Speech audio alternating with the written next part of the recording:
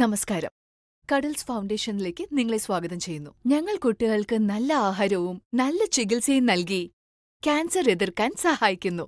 Cancer എതിർത്ത് ചികിത്സ നടക്കുമ്പോൾ കുട്ടികൾക്ക് സൈഡ് എഫക്ട്സ് ഉണ്ടാവാൻ സാധ്യതയുണ്ട്. എന്നാൽ അതിന് ചേരുന്ന പോലെ ഡയറ്റ് പ്ലാനും മാറ്റമുണ്ടാകണം. ഇത് കാരണം ഉണ്ടാവുന്ന ഏറ്റവും വലിയ സൈഡ് എഫക്റ്റാണ് വയറ്റിളക്കം. ഈ ആഹാര ചികിത്സ കൊണ്ട് വയറ്റിളക്കം എങ്ങനെ ശരിയാക്കാമെന്ന് നമ്മൾ കാണാം.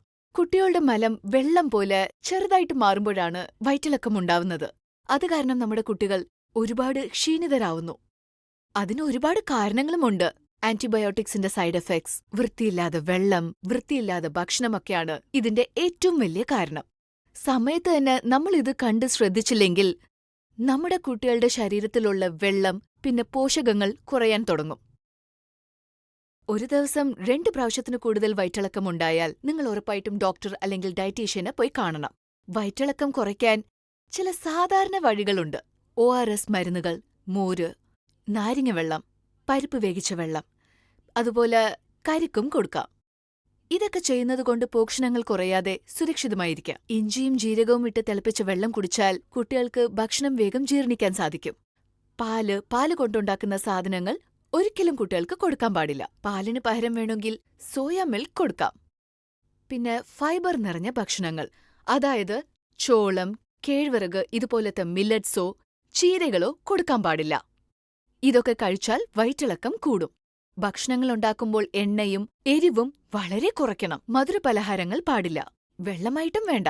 പഴങ്ങൾ, ചോറ്, വേവിച്ച ആപ്പിൾ, പിന്നെ ടോസ്റ്റ് ഇതൊക്കെ നന്നായിട്ട് കഴിക്കാം.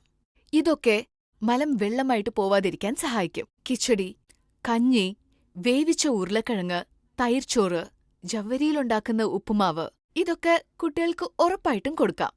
ബ്രേക്ക്ഫാസ്റ്റിനും ലഞ്ചിനും ഇടയിൽ ആപ്പിൾ, പഴം, മോര്, കരിക്ക്, കഞ്ഞിവെള്ളം ഇതൊക്കെ കുട്ടികൾക്ക് കൊടുക്കാം. ഇതൊക്കെ ഭക്ഷണം ജീർണമാവാൻ സഹായിക്കും. അതുപോലെ വയറ്റിളക്കം തടയാനും സഹായിക്കും. തിളപ്പിച്ച വെള്ളം മാത്രമേ കുട്ടികൾക്ക് കൊടുക്കാവൂ. ഭക്ഷണം ഉണ്ടാക്കുമ്പോഴും വാരിക്കൊടുക്കുമ്പോഴും വൃത്തിയായിരിക്കേണ്ടത് അത്യാവശ്യമാണ്.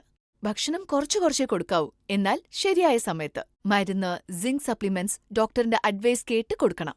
ഓരോ കുട്ടികൾക്കും ഓരോ രീതിയിലാണ് പോഷണങ്ങൾ വേണ്ടത്. അത് ശരിയായി നൽകേണ്ടത് നമ്മുടെ ഉത്തരവാദിത്തമാണ്. നിങ്ങൾ പേടിക്കുന്നത്ര ഇതൊക്കെ ചെയ്യുന്നത് അത്ര ബുദ്ധിമുട്ടൊന്നുമല്ല. ഇതിൽ കൂടുതൽ നിങ്ങൾക്ക് എന്തെങ്കിലും സംശയമുണ്ടെങ്കിൽ ഒന്നും ആലോചിക്കാതെ അടുത്തുള്ള ഹോസ്പിറ്റലിൽ പോയി കഡിൽസ് ഡയറ്റീഷ്യനെ കാണൂ. അവർക്ക് വേണ്ട ഡയറ്റ് പ്ലാൻ ഞങ്ങൾ നൽകും. ഈ യുദ്ധം നമ്മൾ ഒരുമിച്ച് പോരാടാം.